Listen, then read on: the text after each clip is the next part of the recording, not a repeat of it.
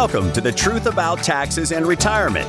This podcast is brought to you by SavingYouTaxes.com and hosted by J. Barry Watts. As an advanced tax strategist and enrolled agent federally licensed by the IRS, Barry is uniquely qualified to go deeper into the Internal Revenue Code than most accountants. He understands and interprets its provisions, explaining how they'll help you reduce income taxes you owe so you can direct that previously wasted tax money into tax-free accounts that you can enjoy in your retirement years.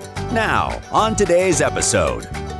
The upcoming holidays present a wonderful opportunity to have important conversations with your family about many things.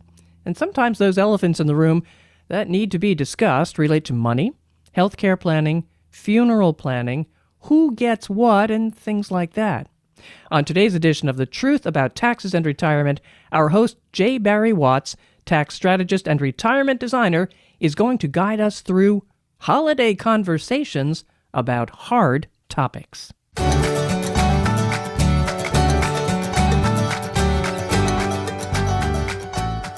Ho, ho! Merry Christmas! Happy Well, Thanksgiving! Happy Hanukkah! Happy Kwanzaa! Did I get them all covered? Oh, there's one more. Happy New Year! you really did a great Santa there. Oh, well, maybe in my retirement life, I'll go be Santa down at Branson or something. Whatever holiday you happen to be celebrating in the quiet moments with your family, it might be a good time to talk about important issues facing your family that might go unsaid, things that might not be talked about if you don't prod just a little bit. So in this podcast, I want to give you a little help, a little courage, a few conversation starters and so forth about how to talk with your parents or your in-laws about declining health, money, funeral plans, inheritance, estate plans, and all that kind of stuff. Now, Patrice, I know this topic really strikes close to home with you right now. Tell us how. My mother, who is 90 years old, just moved in with me. Ah, very good. So you're living this out every day. Well, I have this picture in my head now that you've been talking about the holidays and stuff. Everybody sitting around the Thanksgiving table, post-turkey. Maybe you're having your cup of coffee, a piece of pumpkin pie with whipped cream or Cool Whip, which is my go-to on top of that. And turning to Dad and saying, the patriarch of the family, Dad, if you were in a coma, what would you want us to do? Well, yeah, it can be that awkward, but I was hoping that we might have a little smoother way of sliding into it. And so we'll see. I don't know. And then whatever I say in the podcast, you're going to take maybe some nugget from it and try to use it at home around the kitchen table. And it might be skillful or it might not. I'll let you know the words. Well, yeah, let me tell you one of the reasons this comes to mind is not only because the holidays are upcoming, but I had a client in my office just last week. And as a part of our routine onboarding, one of the questions that we always ask them is whether or not they expect any inheritance. And this particular fellow said, well, he thought so, but he didn't know for sure. And it turned out, as he told his story, that his dad is still living, but mom has died. Now, dad is a fairly big crop farmer, owns a crop farm. And the son has no idea, despite dad having a big farm that's been in the family forever, the son has no idea whether dad has $5 million in the bank or $5 in the bank. He doesn't know, and dad won't talk. And that's unfortunate because dad is 88 years old. Oh, that could be uncomfortable. Yeah. Well, yes. And this fella is not necessarily a good conversationalist. And I'm guessing he might have learned that from dad. So put two non-good conversationalists at the table and try to have a conversation about all this emotional stuff that is so loaded with baggage. Now, I don't know. It could be that dad has a girlfriend in town and he's leaving everything to her and he doesn't want the son to know about it. But I'm guessing it's more likely that dad is playing out of sight, out of mind. And he's hoping that if he doesn't talk about dying, then sort of it'll never happen. And many people are in that kind of position. So what I want to help you with today is to get information out and on the table for you and your siblings if they are engaged in the conversation and it's all good. And I hope for you that it is, because it's really important that we know our parents' plans if they have any. so that we can be sure they are carried out correctly as your parents would want by you, the child. So here's my first tip. Muster up your courage and ask. It might be that your parents are glad to have the conversation. It just kind of feels a little bit awkward, so no one has ever brought it up. And somebody needs to be the person who's going to bring it up. And so maybe this holiday season, that can be you, and maybe something we talk about here will give you a little tip on how to approach the conversation. And I might offer up this. Here's a way that you could potentially start it. And this, I can envision this happening at the dinner table at like Thanksgiving night or Christmas night. So the big meal is over. The leftovers have come back out, and we're just kind of enjoying the last meal of the day over that cup of coffee. And you say, Mom, it has been such a lovely Christmas. It's been so wonderful to be together with you and to have all the family here. I hope that we have so many more of these, but I know someday you won't be with us any longer. Have you made any special arrangements for when that time comes? I'm sorry. And you're chuckling because you're in this conversation. So tell me what you're thinking. I just hope everybody's had a good after dinner drink too. Well, actually, that might help. So it could be that you want to start with that to lead into this kind of conversation. Now, you could use a more direct approach if you'd like to, which is an alternate question you could ask is, so have you thought anything about what you'd like for us to be sure is included in your funeral? Or have you written down any specifics about how you'd like your memorial service handled? And is that tucked away anywhere that we'll be able to find it when the time comes? Now, I want you to notice a couple of things that you heard me do there. First of all, you heard me speak a little more slowly, hopefully a little more clearly. And you also heard me lower my voice and lower the volume of my voice. Because anytime you're talking about emotional things, and these are emotional things, it's easier to talk about them higher and higher and higher and higher and higher. Talk about it faster, faster, faster, faster, faster. And talk about them louder, louder, louder, louder. And so we want to be sure that we dampen all that emotion to the greatest degree that we can, because these can be difficult subjects for anyone to discuss. And if your family's never discussed them, as many families haven't, then this Thanksgiving and Christmas might be a good time to broach the subject and see if you can get a handle on some of these issues that you're going to face. How much better and how much more comfortable to face an uncomfortable time eventually with full information, having discussed it and knowing what mom and dad want and what they intend. I have a great idea. Great idea. Tell me. Usually you bring flowers to the house for Thanksgiving, right? Yep. Put on the table. What if you brought a funeral? We bring hot rolls and pancakes usually, but you go ahead. What if you bring what if you brought a funeral spray instead? Well, that's kind of ugly. Put it in the living room and say, hey, nice flowers. That's kind of passive aggressive, What if you brought a funeral fan? You know what I'm talking about? Those back before we had air conditioning, how the funeral homes used to have fans. You grew up in urban East. We've always had air conditioning. Really? That's very interesting that you don't know what I'm talking about when I say funeral fan. So I've seen them in movies. What it was like out here in the sticks. So it was a cardboard, not thick cardboard, really thin cardboard on kind of a popsicle stick, a little bigger than a popsicle stick. And every church had these. And they're stuffed down in the hymn rack in the back of the pews at the church, and everybody's got them. And so you whip those things out and you sit there and fan yourself while the preacher preaches.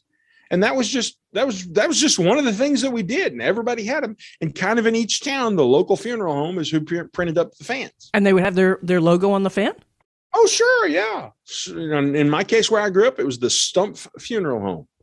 And so every church in the area that they served had fans from the Stump Funeral Home. So maybe you could get one of those, take one of those to Christmas. Actually, Patrice, this is getting good. We're way off script, but this is really good. Because if you found one of those like at the antique shop or somewhere, and you took it in and laid it on the table and said, I don't recognize this funeral home. Was this ever a funeral home in our town?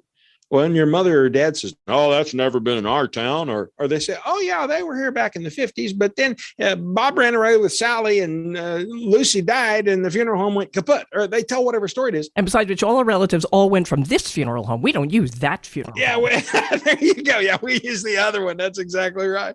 But that would be a segue into the conversation. So you have a little prop that got you there. Not a bad. Love it. Yeah. I love it. So here's another type question you might ask. You might say, "Dad, have you and Mom officially prepared so that we kids will be able to know what you want done if you were in a coma or something? What would you want us to do? Would you want us to do everything possible to save you? Do you want us to let you go? Is there some middle ground that you're interested in? Have you done anything about that?" And the interesting thing is your dad may cough up an answer, or he may shut you down. But I'm going to tell you there's at least a 50% chance or greater that he'll say, "Well, now here's kind of the way I would want that handled." And so another way you could say it is, if you became incapacitated and unable to care for yourself, that was incapacitated and unable to care for yourself, what long-term care preparations have you made? And you listen. Well, are there any life insurance or other policies that might provide some coverage? Well, there are, there aren't. If there are, well, let's look at them. Or if I don't know, well, have you got something we ought to look at and see?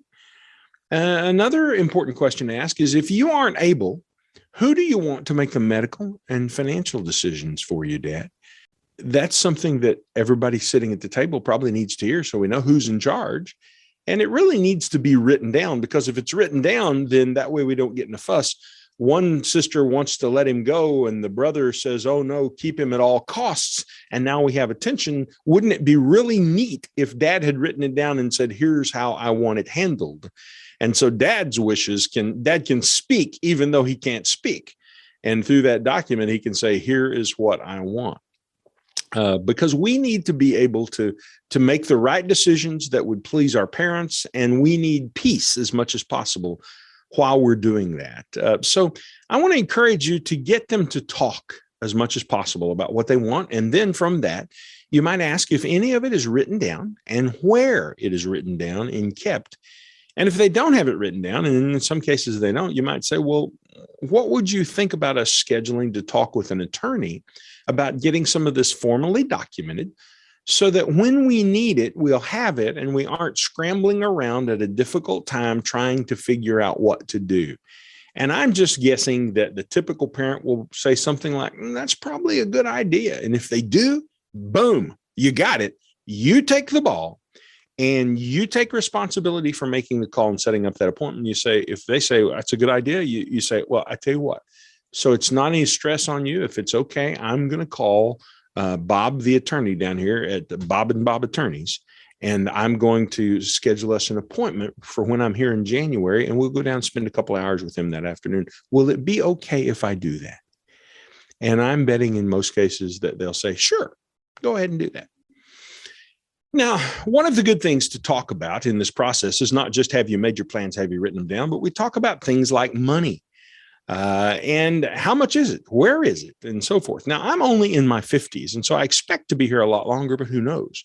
My daughters are 25 and 23, but they both know the drawer in which to find the important information. And I've showed them the spreadsheets, which I update a couple of times a year, so they'll know where all the assets are located and how many dollars those assets are worth and so forth. So the point is, this is something that I have done with my family. And if your parents will talk about it, then I think that will be very helpful. The objective, of course, is to get them actually to go get their investment company statements, pull them out and show you what they've got and where it is. So that's really what we're trying to facilitate it. Now, you might say, oh, well, that will never happen. They're not going to take the statements out and show me where it is. And I just want to say, now, look, quit being silly. You are just one slip and fall away from having to change their soiled pants or bathe and diaper them. So it's kind of silly at this point in the game to keep this stuff hidden. I've got a friend who is in her 40s. She has 4 children at home. She just turned 40. And her husband, who is the same age, is about to have hip surgery. He's kind of young to have hip surgery, but the doc told him, your hips are just all ground up at this point. And so what came out of that conversation is my wife made a joke, and she said something about, after the hip surgery, Kyle won't have a perfect butt anymore. So Liz will have to see the scar on his butt. And she quickly said something to the effect of, oh, I see grandpa's butt enough. I'm not even worried about what's on Kyle's butt, because her 98-year-old grandfather lives with her, and her grandma does too. And every week, it is a continuing story of difficulty that this family has, such that my wife is in a Bible study with this woman. The prayer, grandpa, by the way, is a retired Methodist minister, but the prayer that they've been praying about grandpa is, grandpa's had a good life, and we ask you to take grandma and grandpa and be done, because the stress this is putting on Liz and her 4 kids and her family is just overwhelming. And so anyway, it was just kind of interesting when my wife said, Kyle won't have a perfect butt anymore for Liz to look at. And Liz's comment was, I see grandpa's all the time. I'm not even interested or worried about that. So here's my point. You could be in that situation with your parents or your in-laws or your mother-in-law. So I would encourage you to go ahead now and push just a little bit and do it lovingly. And you might say this, here's a kind of a lighter way to approach it. You can say, look, Dad, I hope you live forever and that you spend all of your money and enjoy every bit of it. I hope the last check you write to the undertaker bounces. I want to be sure, Dad, that you have enough money and that you're going to be okay and that you're taken care of. Because if we figure out that you aren't, then I may need to begin making financial plans on how I'm going to take care of you. So, Dad, would you mind sharing with me where you are financially? And then go with the flow, but be quick to encourage him to show you, ask him to show you. Well, I've got 27,000 and whatever, or 270,000 or 2 million, whatever it is in my mutual fund account. Well, Dad, would you mind showing me that account? Show me where you keep that. And would you mind if we looked at that statement? Because first of all, Dad may give you bad information. And secondly, it's important to know where these things are kept. So if Dad shows you where he keeps them, that's helpful. And thirdly, it'll be good for you to look at it and say, well, lo and behold, there is $1.2 million there. The worst thing they can say is no, but if they open up, then I would encourage you to keep asking questions. Ask about their investment accounts. And here's one of the things to look at when you see their investment account is, how's the account registered? Is it just got Dad's name on it? Or has it got Dad and Mom's name on it? But because if they die and it's just got Dad and Mom's name on it, then that account's going to have to go through probate unless it has a transfer on death established. And that's just a simple form that you can sign, and our Dad and Mom could sign, and it would say, well, upon our death, we want this money to be distributed to our 3 children. And it'll list out who the 3 children are. It could be that the account's in the name of the trust, and then when Mom and Dad die, it's going to go to whoever the trust says are the beneficiaries of the trust. And so beneficiaries are what's really critically important here. You want to look at the IRA accounts. Do the IRAs have the correct beneficiaries established? Now, beware of something goofy that we see that incompetent people do, or people who just don't know any better. Sometimes on the beneficiary form, they'll just write estate. Oh. Well, yeah, that's so dumb, because what that means is that's a one-way ticket to probate court. It's a one-way ticket to have everybody know what's in your accounts. When on that very same form, if you just write your spouse's name and date of birth and write your children's names and dates of birth, well, then the money will be distributed to them. So you want to do a beneficiary check. And if you don't have anything that says the beneficiary on it, and you might not have, it'd probably be a good thing to say, well, Dad, would it be okay if we called your broker that's handling this account and we ask them what's on the beneficiary form? So my point is push. So if Mom and Dad open up and begin to talk to you, then I'd encourage you to keep asking questions. Ask about their investment accounts and how they're registered. And if the accounts are just in Mom and Dad's name, one of the concerns is, of course, if they die, then that account has to go through probate. And that could all be solved with one simple sheet of paper called a transfer on death, where Mom and Dad would put each other on the account as the first beneficiary, most likely, and then they would put the children as the beneficiaries to split the account up if Mom and Dad both die. One sheet of paper, no probate, no lawyer, no nothing. It's so simple and easy. And frankly, whoever's handling your money in your accounts, your broker, financial advisor, financial planner, whoever that person happens to be, that person should actually be keeping a record of these matters, and they should be making sure that these accounts have already got transfers on death put on them, because that's certainly one of the things that we do for our clients is we do beneficiary checks when we meet with them, and we make sure that the transfers on death are put in place. If the account's in the name of a trust, though, the trust will actually say who the beneficiaries are, and then it's going to go the way of the trust. So at least we know that's taken care of.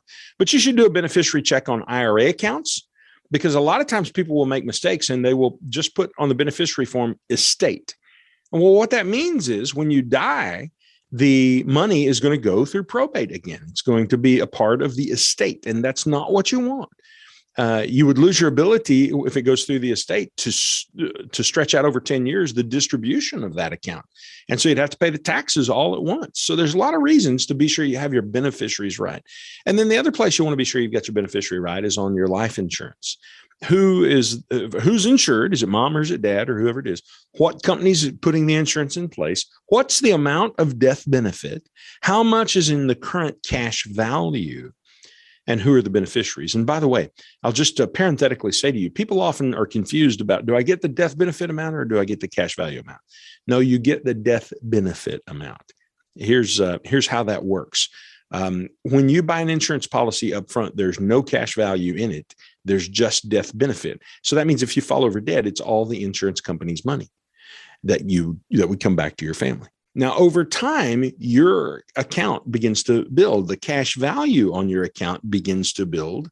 And by the time you reach 100 years old, there's usually as much cash in your account as there was death benefit in your account. That's called endowing or maturing. Sometimes we will refer to it. So the point is, if you die at 100, well, you get the same amount of death benefit, but it actually was your own money that's coming back out of the cash account rather than the insurance company's money. So early on, death benefits are paid for by the insurance company, and the insurance policy has an account that grows so that if you die really, really late, what you wind up getting back is just the account value that came out of your own insurance.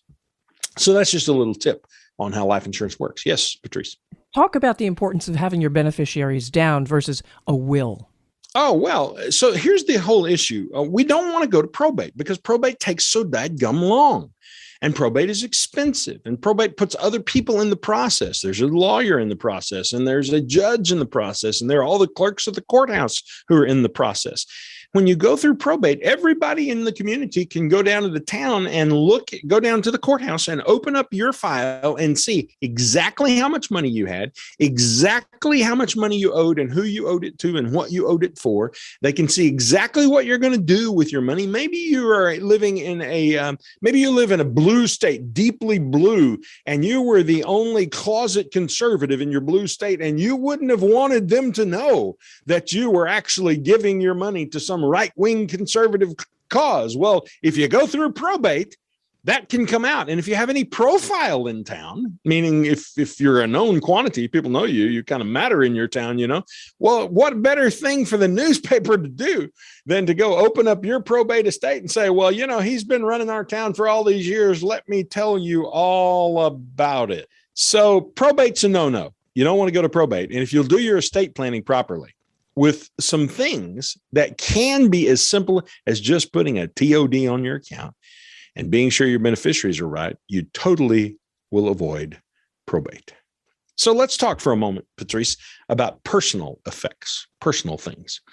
My youngest daughter is a minister, and not long ago, she expressed to me that she'd really like to have Granny's Bible, but she figured that maybe one of the cousins might get it. Now, think about that for just a moment. What is it that you'd like to have? We've all got sentimental items. Some of them have monetary value. I'm going to guess most of them only have heart value. And I think it's important to know where those things are supposed to go. Now, for women, it tends to be jewelry and teacups and, things of that nature. For men, it's more tools and shotguns and knickknacks. But where all these things are to go when mom and dad have passed on is really, really important for us to have recorded. So you might ask, hey, Mom, I know that necklace of Grandma's is really special to you. It's beautiful. You wear it all the time. I see you're wearing it again today. You've got 5 granddaughters. Have you ever thought about who you'd like to have that necklace when you don't need it anymore? And then just see how Mom responds. And she might say, well, I have thought about it. In fact, I've got it written down. Oh, really? Well, that's good. Who did you want the necklace to go to? Well, I want it to go to Sally. All right. Well, that's great. Mom, where is it written down? So I'll know where we find these things. Where have you got these things written down? Well, it's in here in this file folder. And Mom opens up the file folder. Now you're getting the information you need. So just keep asking the questions. My own mother is in her late 70s. She is 77 now, and she has gone through her house and put notes inside of things. Like this vase belongs to, and she names one of her granddaughters. And other things, she's not only noted who they are to go to, but what they are actually. And so here's just an odd little story. Somewhere back in the family, 2 or 3 generations, I've lost the story a little bit. I'd have to go read to come back up with it. But we have a cousin who was mustard gassed in World War I. And I don't remember what that was all about, but it was a bad experience. It destroyed your lungs. And so he is on the train coming home, and his mother went to meet the train a few towns away. I live in Springfield, Missouri. She went over to Joplin. He'd been out west somewhere getting treatment for his lungs, and the train was bringing him back, and he came back through Joplin, and Mama went to meet him at the train at Joplin, and he died before he got back home to Springfield. Now, so among his the artifacts of his life was this little porcelain pitcher of all the odd things. You know how when you go to the hospital today, they give you this big quart pitcher with measurements on the side of it, and they tell you, I want you to drink all this before noon. So that's how they measure your water. Well, back in World War II, they didn't have these nice plastic pitchers. Instead, they gave every patient this little porcelain pitcher. And so it's kind of a cute little pitcher. And it sits in actually our guest bathroom up on a shelf. But down inside that pitcher is a sheet of paper that sort of tells the story of the cousin who got mustard gassed in the war. And this is why we have this porcelain pitcher in the family. And so it gives us a thing to talk about, you know, and I kind of think it's a neat thing. I grew up in a culture of guns. All the men had guns. And of course, little boys think those are kind of neat and cute. And we had guns in all of our trucks in the back window, and everybody carried guns. The whole town was loaded with pickup trucks with guns in the back windows, just part of our culture. And I remember when I was a little boy one time, I was with my dad and my grandpa, and some animal jumped up. It was probably a deer. And I remember pointing my finger at it and saying, bang, bang, I just shot you with my 410 shotgun. Because my grandpa Jake had a 410 shotgun. And he said, Burry, because that's what he called me, was Burry, not Barry, but Burry. He said, Burry, for your 12th birthday, I'm going to give you my 410 shotgun. Woohoo! That's a big deal to an 11-year-old boy. I could hardly wait until 12 turned around. And so when 12 came, I believe that would have been August of 75, if my math is correct, on my 12th birthday, here came Grandpa carrying that 410 shotgun. Now, that gun's not worth much in terms of money. I doubt it's worth more than $100, but it means a tremendous amount to me in terms of sentiment.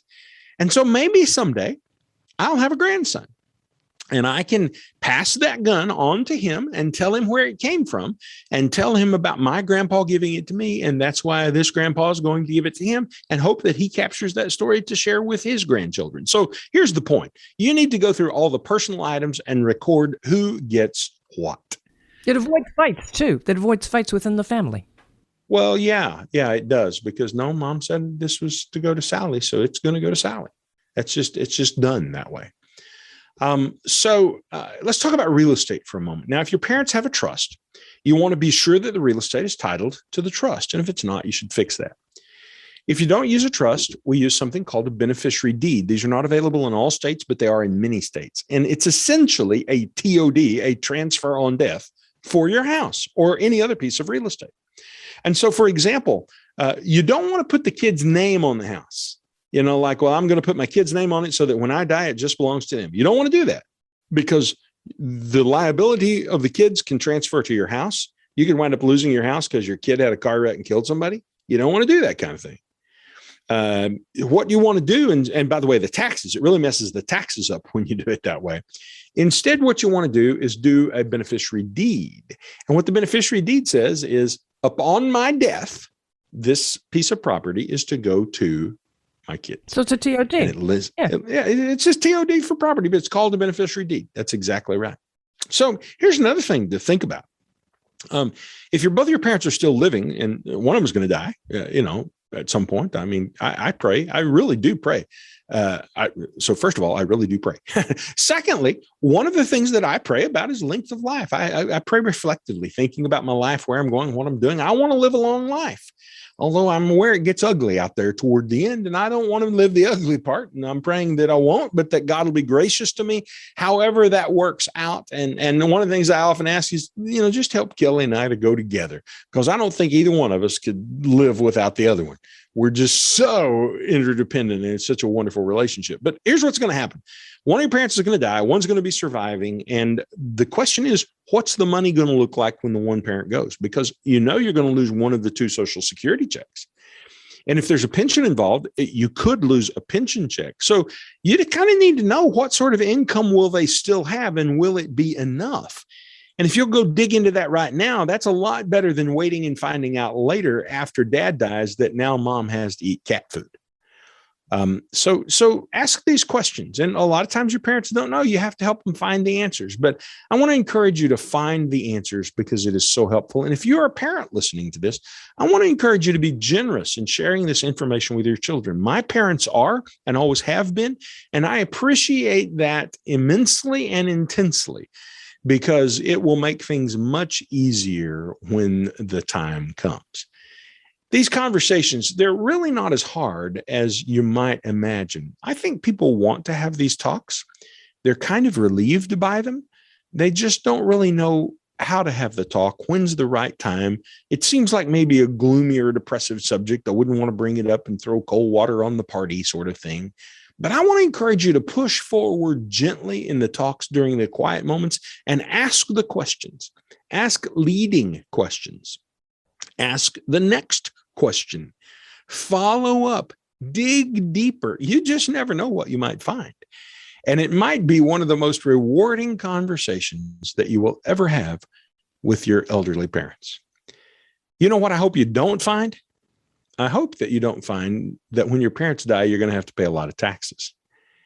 Even people who don't have much money have to pay taxes when they die. For example, for every $100,000 you have in an IRA or 401k, the kids will probably pay about $30,000 in taxes when mom and dad died, just because of that $100,000 that was over in the IRA. But that doesn't have to be that way either. At SavingYouTaxes.com, we make problems like that go away. So as you discover things about your parents' situation and you don't know what to do about it, give us a call. That's what we're here for. And we're glad to help you. So just go to SavingYouTaxes.com, and there you'll find a phone number where you can call our office, and we'll talk you through solutions to whatever issue you face, even if it's taxes. I hope you have a happy Thanksgiving and a Merry Christmas, a happy Hanukkah, a festive Kwanzaa, a happy New Year, or whatever day you're celebrating. Oh, and for our Canadian listeners, happy Boxing Day. They will appreciate that. Until we meet again here on The Truth About Taxes and Retirement. I'm Barry Watts from SavingYouTaxes.com, reminding you that when it comes to investing and planning for retirement, if you don't get the taxes right, nothing else matters. Thank you for listening to The Truth About Taxes and Retirement podcast. Click the subscribe button below to be notified when new episodes become available. The information covered and posted represents the views and opinions of the guests and does not necessarily represent the views or opinions of SavingYouTaxes.com. The content has been made available for informational and educational purposes only and is not intended to be a substitute for professional tax and investment advice. Always seek the advice of your own qualified advisor with any questions you may have regarding taxes and investing.